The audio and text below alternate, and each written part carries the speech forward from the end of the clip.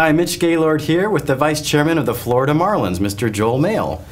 Welcome, Joel. Thank you, Mitch. It's a pleasure to be here. Excellent. Well, baseball. When I think about Israel, I don't always associate it with a baseball country. What's your association here? Why Maccabiah? Why come here? The Maccabiah games is actually something that I've followed for a very long time. When I was 16 years old, I went to school here in high school for a year, and an uncle of mine was the coach of the Canadian basketball team and played on the Canadian golf team. And as a 16-year-old, I wandered all over Israel watching different Maccabiah sports in 1972. Very and nice.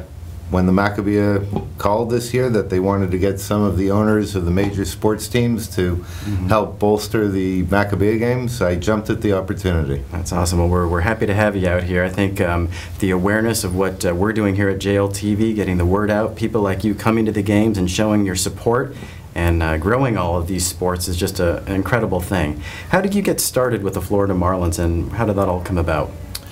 It's a very funny story because as a background, I'm an investment banker from Wall Street, and one of my first clients introduced me to an art dealer who had not run a business before but had a great passion to own a baseball team.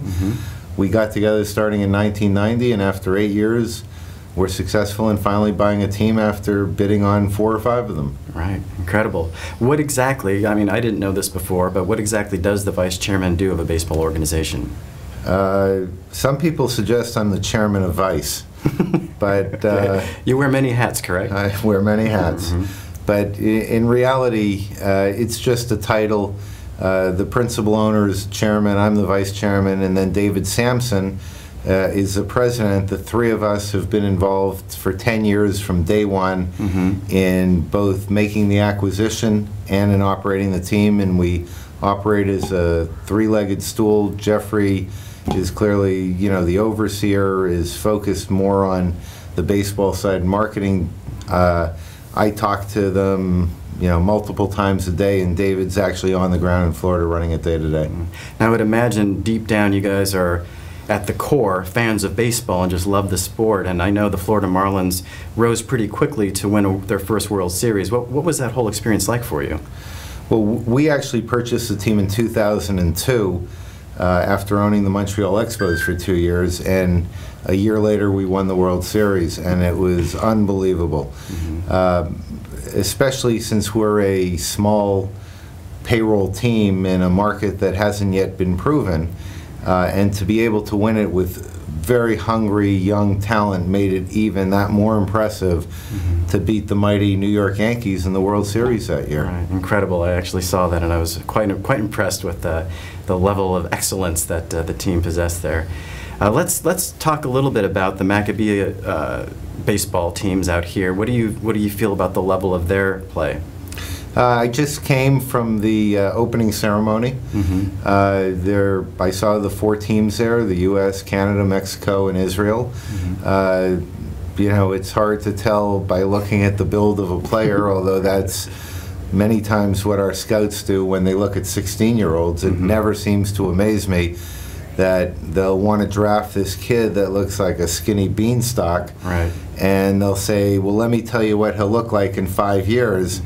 And I'll say, yeah, you don't know what he's going to look like. And sure enough, every single time they fill out. So at least to the naked eye, these are 13 to 18-year-olds. They look like a very impressive group of young men. Yeah, so will you be sticking around a little? I know your flight's leaving tonight. Tonight, so you won't be able to watch too much, maybe on TV. You can watch JLTV. There you go. You're in New York most of the time? Correct. Well, I think we're on channel 120. Don't forget, tune into JLTV there. I'll tell you what, it's been a pleasure having you come in. One last question, because I read in your bio about studying the Talmud, and I was kind of very interested in that. How has that helped you in your business life and in your baseball life? I think that, you know, studying the Talmud has, what it really has done is it honed my skills into viewing situations.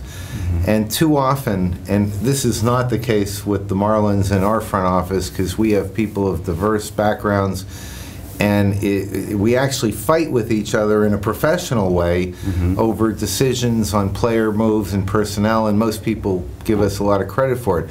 what the Talmud does is the Talmud takes a situation and it allows 10 or more views of the same situation, and when you read through it and study it, you say, I can't believe I never even thought of that approach.